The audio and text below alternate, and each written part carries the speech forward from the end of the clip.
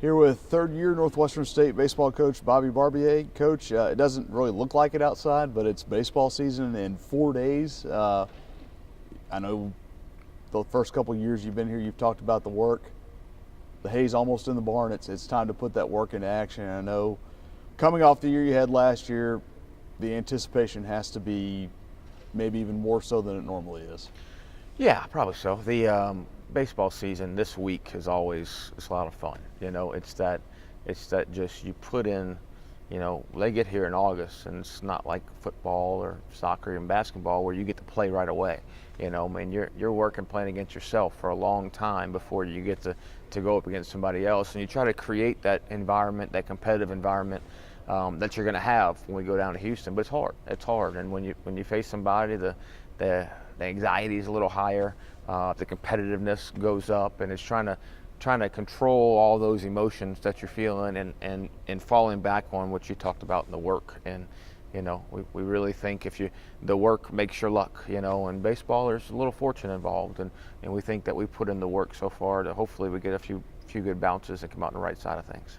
When you and I talked last week, just off camera, we talked about this, and you said last year we didn't dwell on the 20-win season before. We're not going to dwell on a 38-win season and a regional berth and a conference title from last year. And I think with a veteran group, when you return 25 letter winners, that makes it a little bit easier to kind of explain that, doesn't it? It does. It's coach speak, but it's real. We were picked 11th and finished third. Just because we're picked third doesn't mean we're guaranteed finishing higher than that. Or it's just all about what we can do and to block out all the things that don't matter.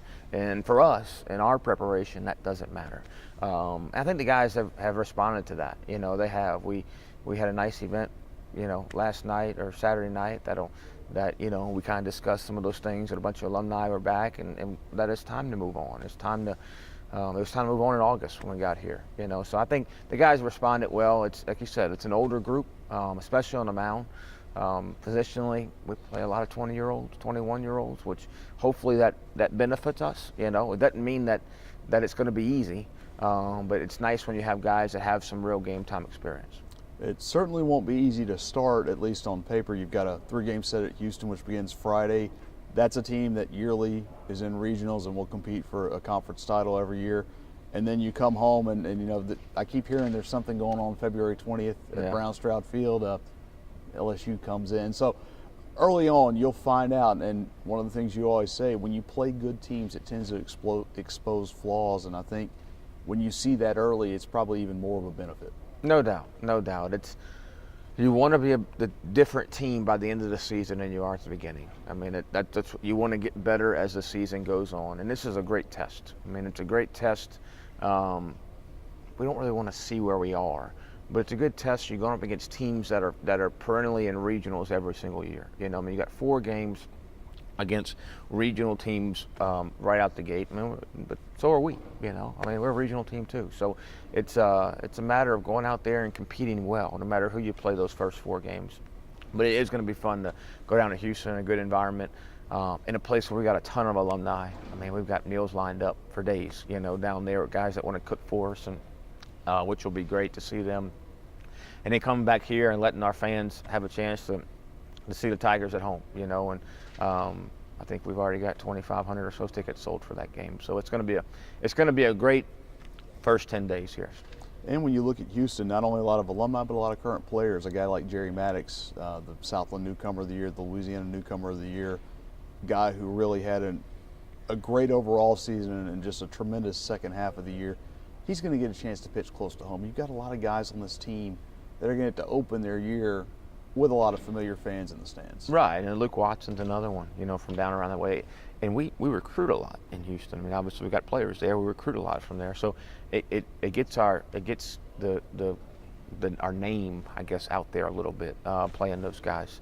And it is great for their parents of current players to drive 20 minutes instead of drive 3.5 hours or 4 hours to come watch them play. So it'll be a fun trip. It'll be an interesting time. It'll be a team. It's our first time since I've been coaching. We've opened on the road, so it's a team that always like going on the road because so you gel together, you spend more time together as a team, which is good. But it'll be neat to see how they react playing in somebody else's park to open the season. Well, from Ridge Heisler to Jerry Maddox to Nathan Jones, we could talk about the 14 returning seniors, the 25 returning lettermen. I think pretty much everyone knows what those guys can do. Who are some of the newcomers as you look back from the fall and early spring who've really kind of maybe not been eye-openers, but guys that people will get to know? I think behind the plate we've got two new guys that'll contribute a lot, along with the returning catcher we had from last year and Tyler Thibodeau. Jacob Nunez, he's a transfer from UT Arlington, does a really good job behind the plate. I think because we have to play, we need to play multiple catchers to keep those guys fresh. We'll see, bits of all three of those guys, hopefully. And Marshall Skinner's the other one's transferred from Blinn. So I think that you can, the catching position is really important, obviously, in our game. So it's going to be interesting to see how our staff kind of gels with a new catching group after having two guys, two main guys with Kelsey and Dave, gone all year last year. We've got some guys that that are fighting for time right now. We've got Jeffrey Elkins, who's had a great early spring here and fighting for some time in the outfield. We've got the Brown brothers, Hilton and Hayden Brown, who have done a really good job. Just new guys I'm talking about in the infield, kind of competing for some of those spots that maybe, we've got all four guys back, that ended the season out there last year, but the competition, there's something about competition, and that drives the best in everybody, and having options, it's nice to have options. On the mound, we've got Peyton Graham and Nick Millsap's really our two new guys, but what I'm excited about is those guys that were here last year that maybe didn't get as much opportunity to pitch, and how much better they've gotten, and hope to see those guys like Austin Reich and guys like Robert Burt and Kyle Swanson, who had a year off because of injury. It's going to be good to see those guys, the fans see how much those guys have improved from year to year. Colin McDonald, Evan Daigle. I mean, there are guys you could list the entire roster. Right, we can go through the whole one, and those guys have had some success for us. Obviously Colin had a really good year for us last year, and Evan is kind of could be put in that same group of Austin and Robert and Kyle. Has just gotten better since he's been here and has found a way that he's going to be able to contribute to the pitching staff. All right, thanks, Coach. Appreciate it.